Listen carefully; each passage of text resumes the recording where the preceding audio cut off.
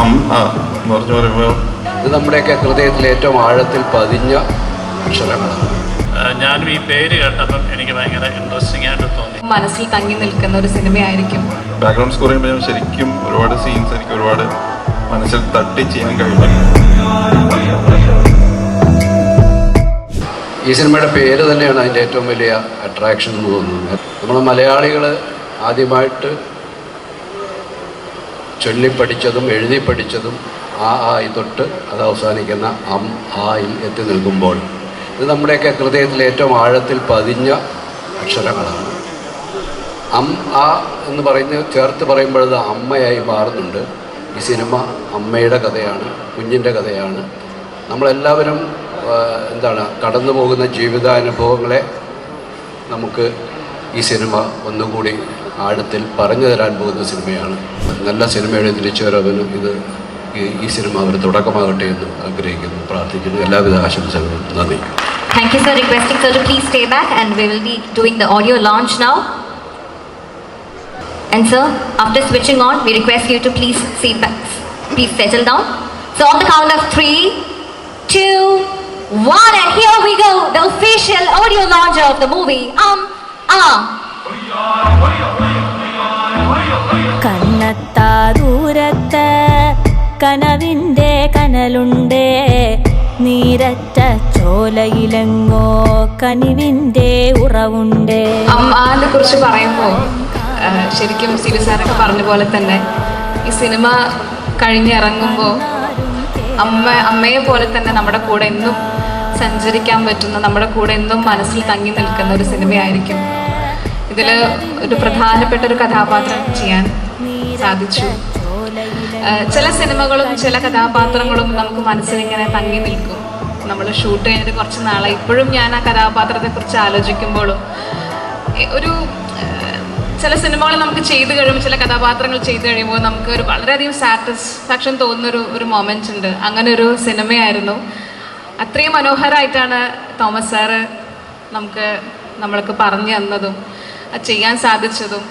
ഇതൊരു വലിയൊരു ഹിറ്റ് എന്നല്ല, മനസ്സിൽ തങ്ങി നിൽക്കുന്ന ഒരു സിനിമ ആവട്ടെ എന്ന് ഞാൻ പ്രാർത്ഥിക്കുന്നു.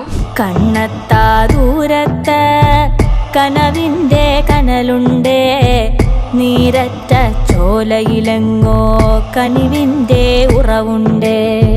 എന്ന് പറയുമ്പോൾ ഒരുപാട് ഇമോഷണൽ കാര്യങ്ങളിലൂടെയാണ് ഈ പടം പോകുന്നത്.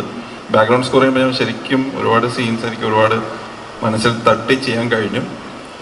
അങ്ങനെ വളരെ ഇമോഷണലി ഇൻവോൾവ് ചെയ്തൊരു സിനിമയാണ്. സോ നിങ്ങൾക്ക് എല്ലാവർക്കും ഈ സിനിമ ഇഷ്ടപ്പെടുമെന്ന് വിചാരിക്കുന്നു. ഇതിൽ വളരെ ഡിഫറെൻ്റ് ആയിട്ടുള്ള സോങ്സ് ഒക്കെ ട്രൈ ചെയ്തിട്ടുണ്ട്. ഇതളേ പൊന്നിതളേ ഇനിയെ പൂമടിയിൽ പുലരി താരകയായി പൂത്തുണരാലോ, മഴയെ മഞ്ഞലയെ കുളിരിന്നുമ്മയുമായി കനവിന്നീ വഴിയിൽ കാത്തു നിൽക്കാമോ. ഒരുപാട് സന്തോഷമുണ്ട്.